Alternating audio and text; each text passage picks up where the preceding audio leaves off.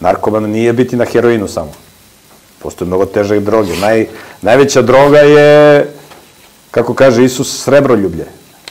Ljubav prema novcu. Jer misliš da će novac da te usreći. I ljudi koji trče za novcem, kao ovi na zapadu, to su najveći narkomani. Oni se drogiraju kupovinom.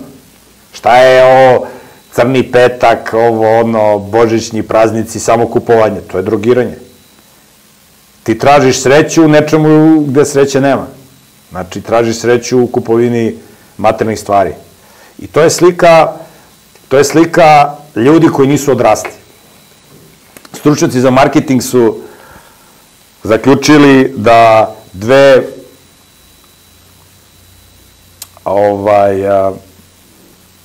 najbolje grupe za trgovinu kojom možeš nešto da prodaš jesu deca i narkomani.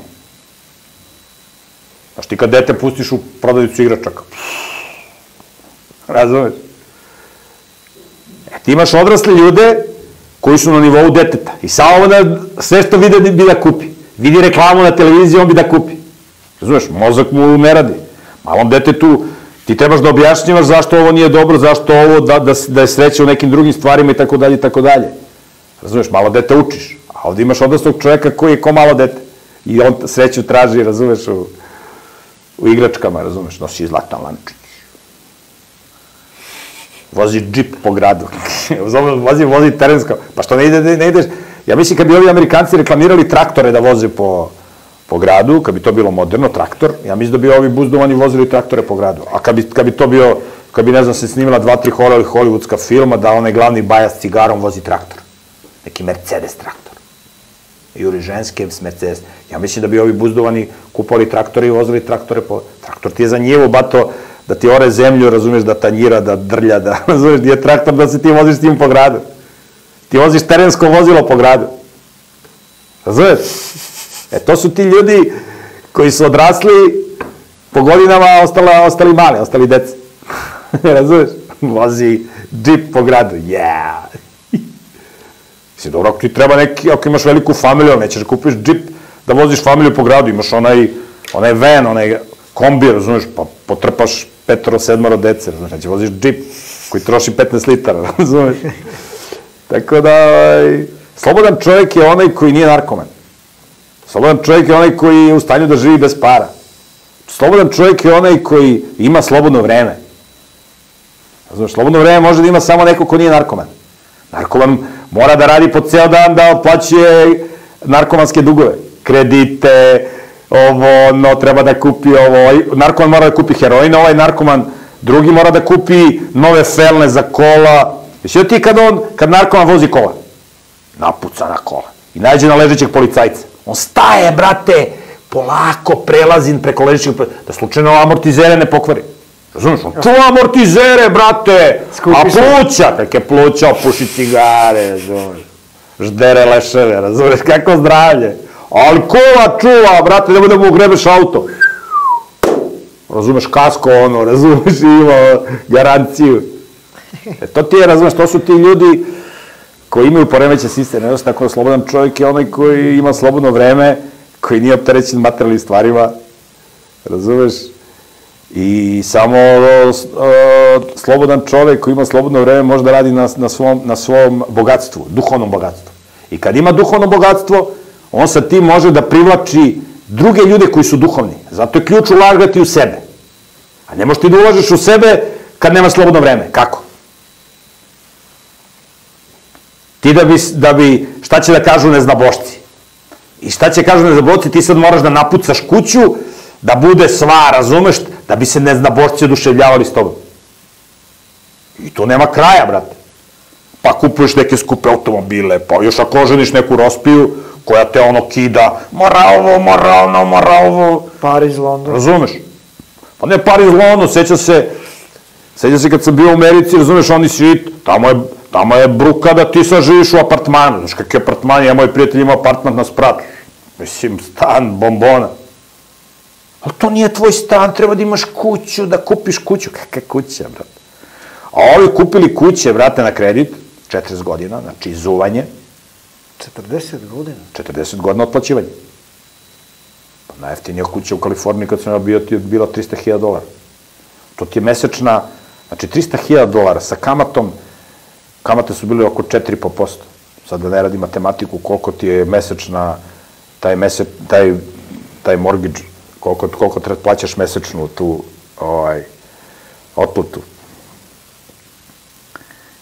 I onda seđa da se tako dođe negde na ručak. I onda, ne znam, dođu tako 2-3 familije, dođe nja. I oni, znaš, oni samo pričaju o zavesama, o nekim lusterima, znaš, jao, brate. Šta, kupila sam ovo, kupila. Ono, sve nabuđeno, načičkano, ovaj mučenik tu, razumiješ, ne sme pisno žena, ono. Će da joj bude lepo, da, razumiješ, neke zavese, neke nebuloze, brate. A dece mi idu u debilane, razumiješ. Neće upišati dete u jevrijsku školu, jer jevrijske škole su privatne škole, razumeš, ali tamo red disciplina, uči se Biblija, sve u fullu. Homeschooling, ti kad njima kažeš homeschooling, oni kao, homeschooling, to je 5. liga, razumiješ. Okej, bato, onda šalji dete u ove goveđe narkomanske škole. Tako da, ljude ne interesuju, tako da demokratija ti je narkomanokratija, ili još bolje ime idiokratija. Znači, ili idiotokratija. Razumeš, to ti je satanokratija. Ali ti u demokratiji možeš da živiš, ono, okej, imaš vukove koji žive u demokratiji. Živi u šumi, brate. Medved. Briga njega za demokratiju. Voli njega, razumeš, ko je na vlasti, a medved živi svoj život, doviđenja, prijatno. E sad, ti kad živiš u demokratiji na normalan način i to drugi ljudi vide, onda je tu problem, će onda satanska policija da te ganja. Razumeš? Odmah idu satanski mediji, goveđi mediji, idu da te... Dok si ti tamo negde u nekoj čuki, niko za tebe ne zna, o tebi niko ne priča. A kad se ti eksponiraš sa nekom pametnom pričom, s pametnim životom, onda idu da te pokidaju. Onda idu da te se krvi napiju. Sjećam se ja kad je bila ona pod mač bato i ono sve. I sad, ja sam držao i pre toga predavanja po Srbiji. Niko nije dolazio nikad od novinara to da snima i da izveštava.